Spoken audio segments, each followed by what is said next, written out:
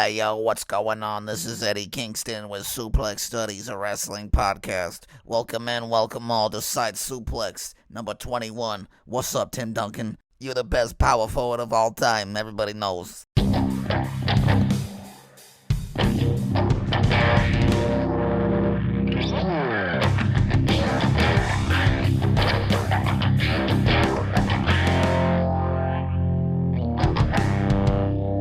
Suplex Studies. Thank you for the introduction there, Mr. Kingston. Great to have you back. But yes, Eric here, riding solo. Gator will rejoin us next week. We just had a lot going on through the week, so couldn't quite land a time for episode 97. So yeah, we think we're gonna stick with that Ricochet Ibushi Kota match. It is not a G1 match though. Gator misled me last week, but all good.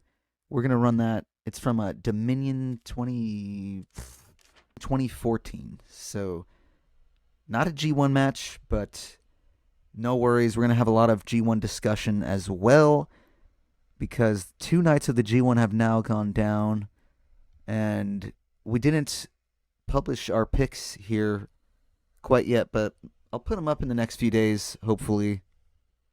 But Gator and I did make or finish our block predictions.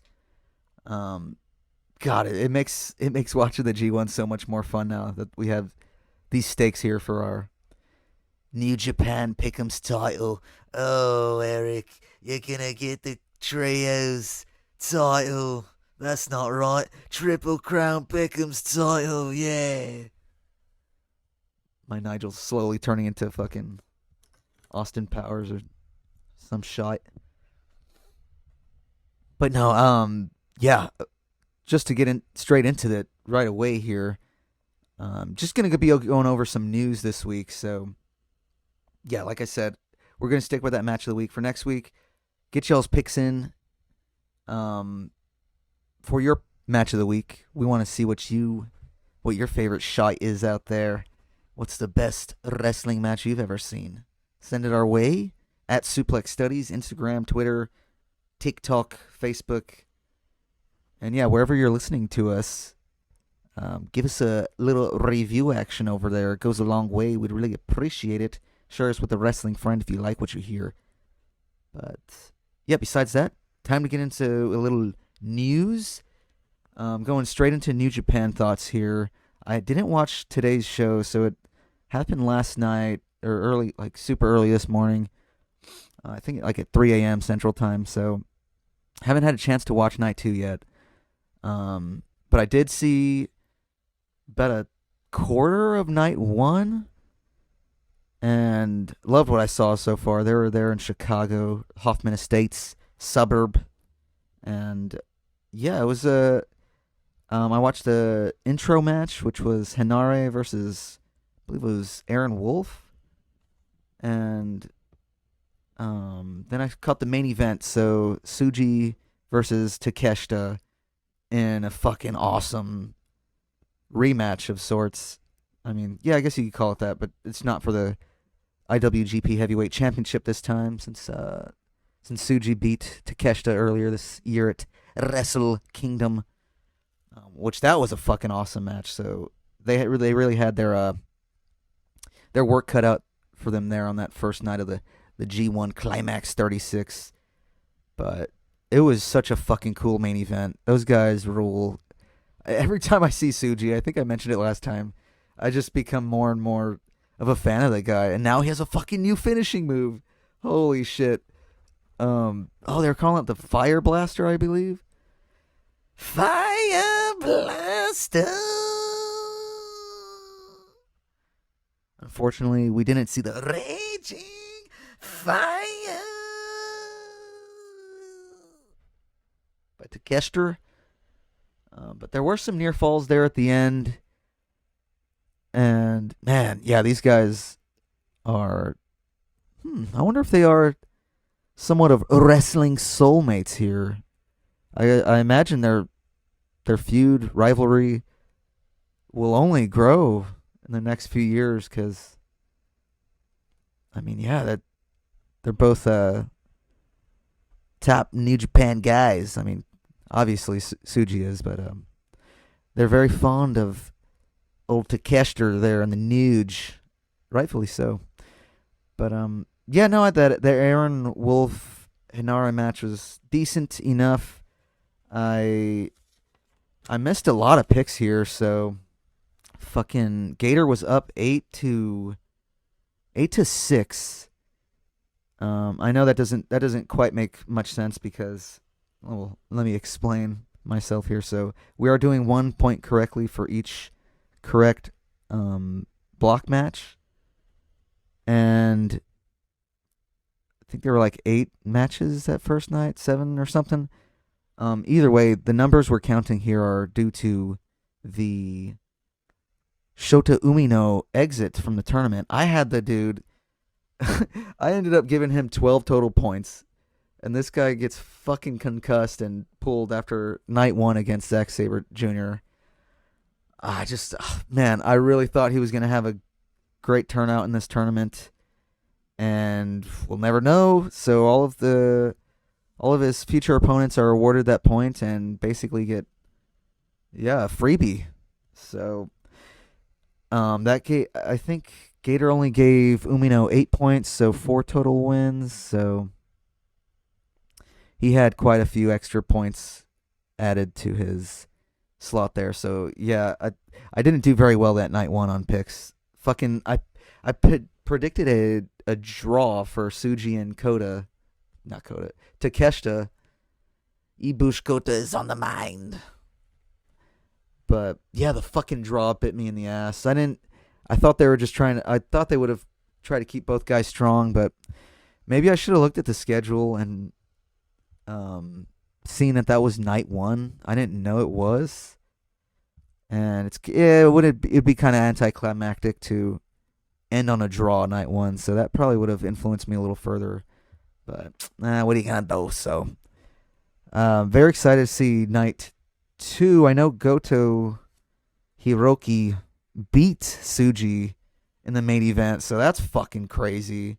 That popped up on my feed today, so oh my god, I'm so excited to watch the rest though. I'm hoping to score a few more points and catch up to Gator here. He doesn't have a huge lead, and anything can fucking happen in this G1. So very excited to watch more. So yeah, that's kind of all I got for New Japan there at the moment. Transitioning into, let's go WWE. Why not? We'll circle around to AEW after that. But first and foremost, Baron Corbin is back in the WWE. Fucking crazy. Not really that crazy. We talked about it not too long ago, wondering if he'd be back, and it was rumored that he would be. So he shows up on SmackDown, gets involved in the U.S. title picture, takes out Trick, and I hadn't seen Trick's updated custom U.S. title. That shit is so fucking cool. What a funny idea. Damn. Little white fur strap. Nice. Very nice, Trick Williams. I love that shit. So, yeah, does Baron Corbin beat Trick Williams here? Now that he's involved here with this title, mid-card title. I think he took out, what was it, Carmelo Hayes as well. Might have been challenging in that SmackDown match last week. So, yeah, I don't know. Going to be curious to see how Baron progresses. See what they got for them in the double-double. And, yeah, good luck to him. But speaking of returns, we have Big Bill. Big Cass. Slated to return the day after SummerSlam, night 2. What would that be, August 3rd? So I wonder if you bring him back probably in a wrestling match, right? You got to? I don't know. Yeah, that'd probably be for the best. Um, maybe have him there for a little bit and then a few weeks and then bring in Enzo. I don't know.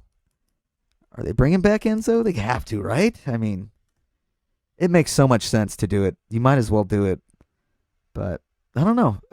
But as it stands right now, it's just Big Cass solo, Raiden solo, as far as we know.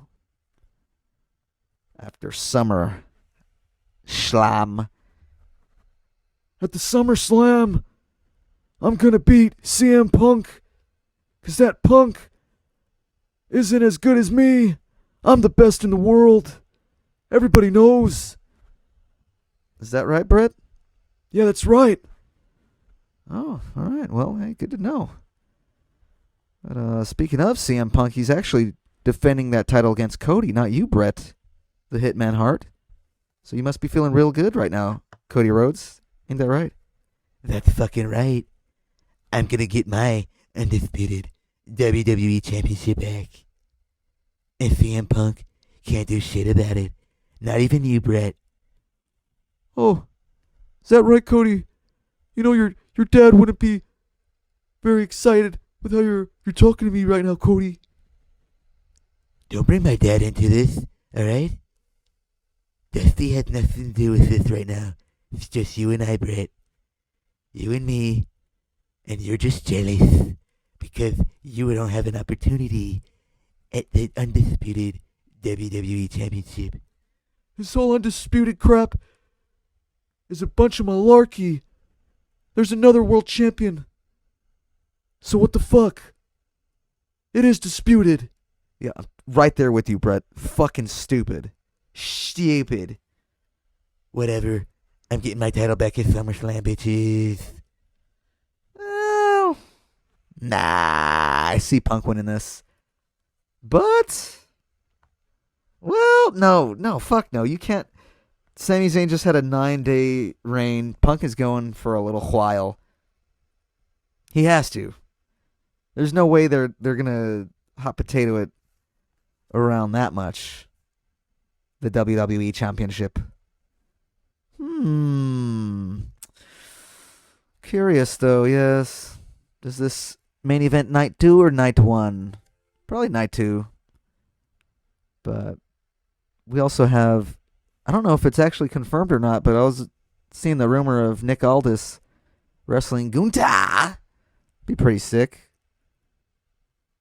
See him back in action. I'm surprised it's taken this long though. I don't know if he had a bad injury or what.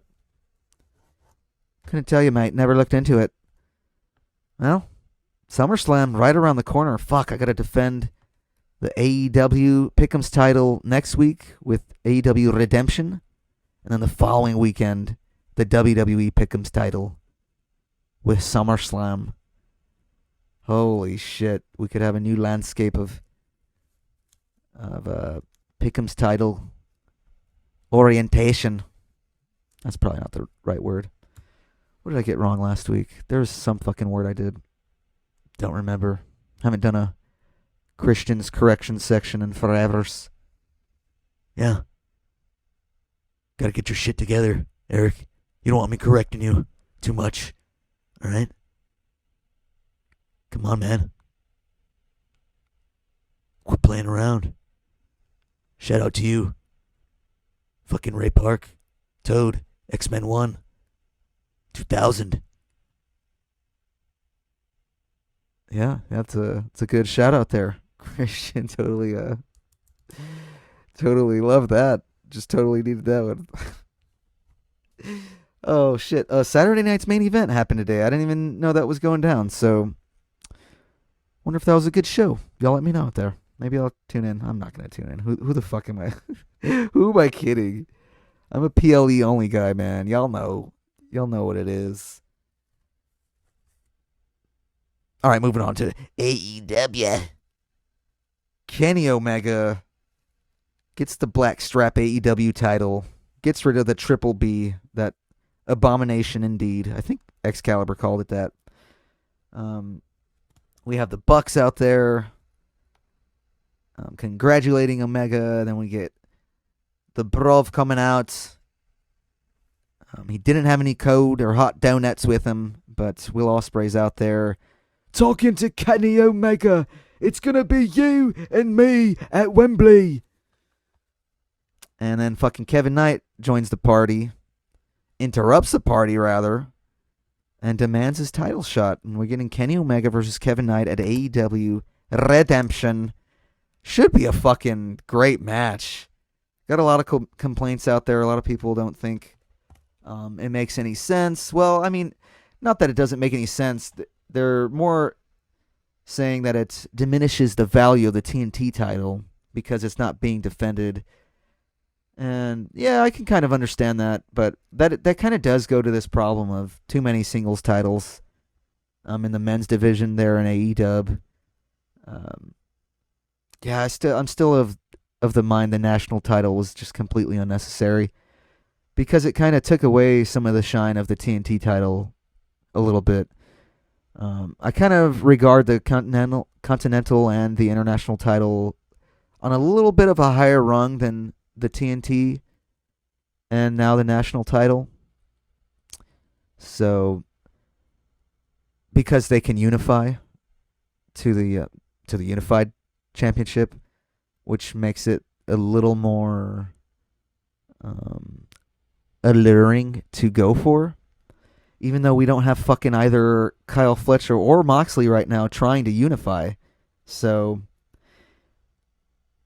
I don't know. I wonder which champion will try to do that at some point. I thought Takeshita was going to do it. He lost the title. So I don't know. I really want to...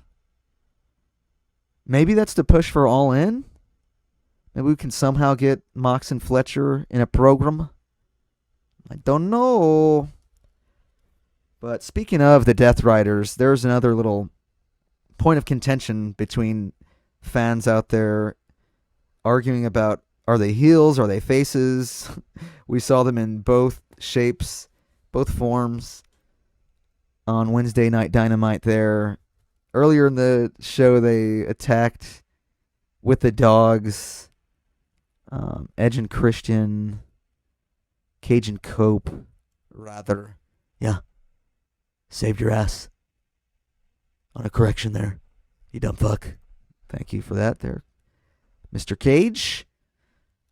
And the Bang Bang Gang came out for the save. Yeah. Fucking Shillelagh Jones over here. Jay White. Can't trust him. He's a snake. I don't like the guy. Fuck him. Well, alright. He didn't, meant no harm. He was just, he had your back, in fact. So, maybe look at it from a different perspective there, Christian Cage. So anyway, back to the Death Riders. They're heels in this segment, right? But, I mean, just to put a foot down on this whole topic, though, I mean, Death Riders are tweeners. They have been. They operate in the gray area. That's just kind of you kind of know that if you've been watching them long enough now, because they've been a highlight or a prominent fixture on AEW for going on like what, a year and a half for sure plus, 2 years plus at this point, right? I mean, they've been running crazy for years now. So they kind of just do whatever they want to do, and that's what I perceive in all of it. But anyway, so during that Kenny Omega Night segment, Mox comes out, gets Will's back, kind of has his eyes on Kenny a little, and then Mox and Kenny have a little interaction in the back later on. So possibly reigniting that feud, which is fucking crazy in of itself. And so Mox is essentially presented as on the side of the baby faces here in this part, and so I think someone else came out with him. I don't know if it was I don't know who the fuck it was, but one of the Death Riders maybe. And even Tony Schiavone's like, well, what the hell? Wait a minute. And then he kind of stops talking right away. So I'm wondering if Tony Khan was in his set like, hold on, Tony. Fucking hold on, man. Hold your horses.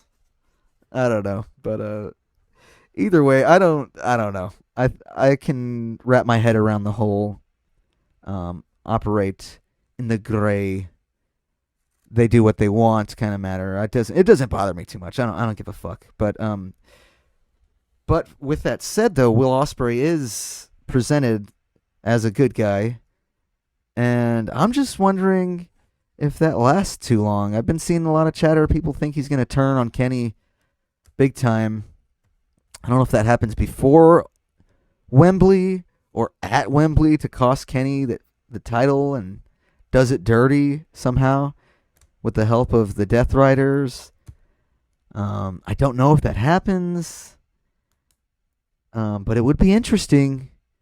But it'd be kind of weird, if he it'd be I don't know. I don't know if a heel champion Ospreay really works. Like the face versus face, I think works just fine between Kenny and Ospreay in the main event because it's simply who is the fucking best wrestler in the world. And that's all the story needs to be between these two.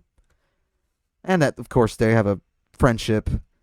They've had each other's backs on camera for several months now. So, I don't know. Very excited to see how that plays out. And, yeah, we're moving very quickly to All In London. So, gonna be good shit. Moving on here in some AEW, Buddy Matthews says he's all healed up. Oh, shit. I'm telling y'all, AEW Redemption.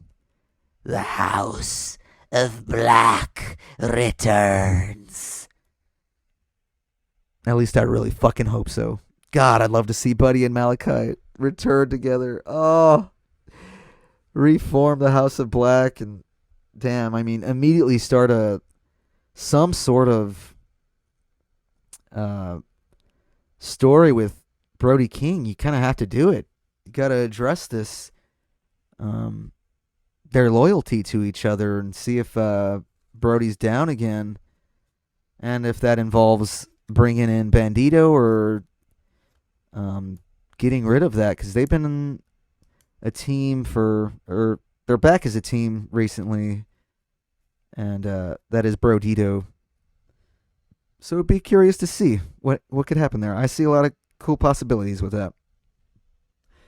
But God, man, so many few spots there left in AEW. To some degree, you just have a lot of missing wrestlers right now, like Eddie Kingston, Sammy Guevara, and several others too, but that I'm just blanking right now on. Britt Baker, fucking Riho, etc. Keith Lee, you're right, but man, I know not to get into a whole topic on that. I wonder if he's really retired or not, based on I don't know who the fuck reported it. Probably some bullshit, but I'm not really sure. So I don't know. Keith Lee, I would love to see Keith Lee back. Everyone wants to fucking see that Swerve Keith Lee match still, so it'd be a great rivalry. I'd love to see it fucking happen. So but no, besides maybe the House of Black returning, we got the fucking New Day definitely gonna probably make their debut in AEW. Maybe the Motor City Machine Guns, who had some sort of teaser this week saying that they got some sort of offer. Don't know where that could be. It probably has to be fucking AEW. I don't know. Yeah, couple huge tag teams there trying to stake their claim at my World Tag Team Championship. Nope, not on my watch. They can all go to hell, as far as I'm concerned. Well, we got the Death Riders up next. You better worry about them first. They're Christian, old Pac, and Claudio. They're at Redemption. Good luck to you, sir. I don't need luck, Eric. Fucking idiot. Oh, okay. All right, that's all I got this week for ya. Few topics there for your wrestling brains. Hope it served you well. Another week, another episode. Thank you for being here. If you made it this far, we'll catch you next week. Ricochet, Ibushi Kota, Dominion 2014. Study up, get on that New Japan world. I'm there, I'm watching the G1. Oh, hell yeah. Shit's fucking awesome. Getting ready to watch night 2 right fucking now. Y'all have a great weekend. We'll catch you next time. Ha!